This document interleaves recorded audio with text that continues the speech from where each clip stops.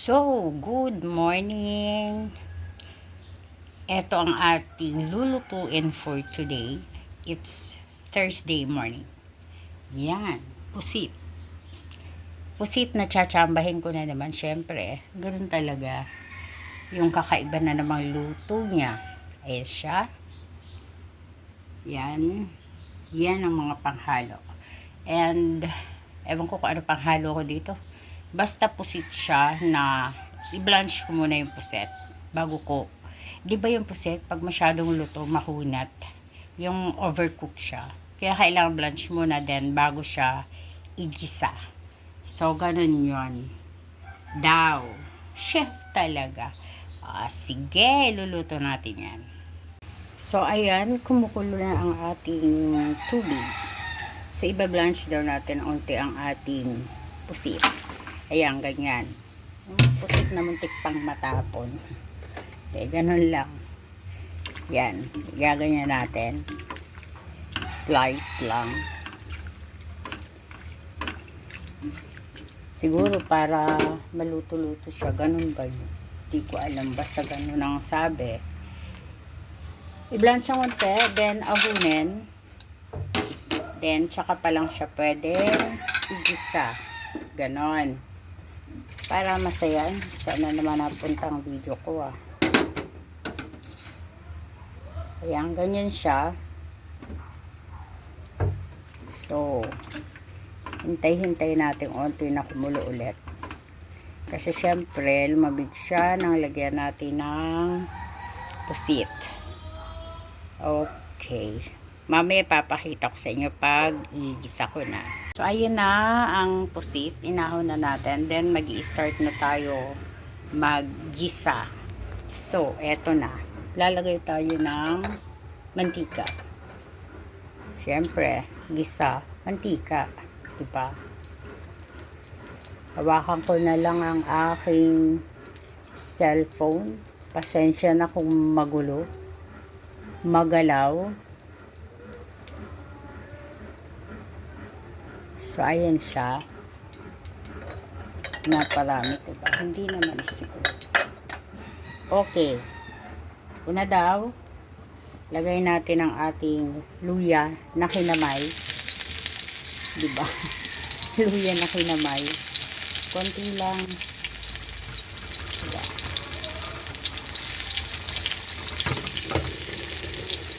Luya na kinamay. Plus bawang na kinamay din. Diba? Kamay na lang para madali. Okay. Medyo palabasin ang kanyang aroma. O, diba? Gusto nyo yun? May aroma. Yung maraming bawang yan. Yung ginger, unti lang. Then, the onion na marami-rami din. White onion ang ginamit ko. Kahit anong onion naman pwede. Diba? Kahit black, meron kayo dyan. Charot. Yan, kanyan. Gisa daw. Tapos, igisa natin ang ating bell pepper. Diba yung bell pepper, pampabango. Ang niluluto. Ang bango na niluluto. Pag ginisa mo. Okay. Yan daw.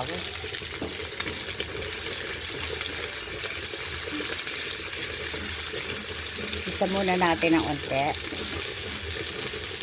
Tapos, mamaya maglalagay tayo ng tomato paste and oyster sauce. Yan, maglagay na tayo ng paste. Tomato paste daw. Unti lang, baka maasim naman masyado. Di ba yung tomato paste maasim? And the oyster sauce. Ganyan. Tapos halo. O, ganyan. Diba? Tapos, ilalagay natin ang ating pusit. Okay, pusit. Ayan na siya. Ay, ang gulo.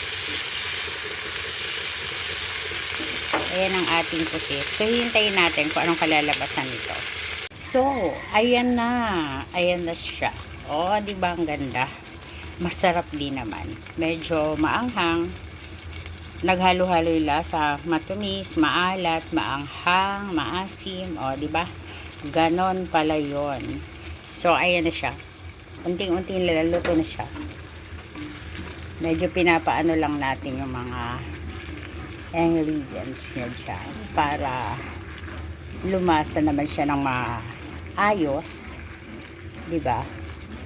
Kasi na-blanch ko na yung puset, so ibig sabihin hindi na siya pwede iluto ng matagal. So ayun na ang ating chili garlic squid. Oh, di ba, Shala? Okay, thank you.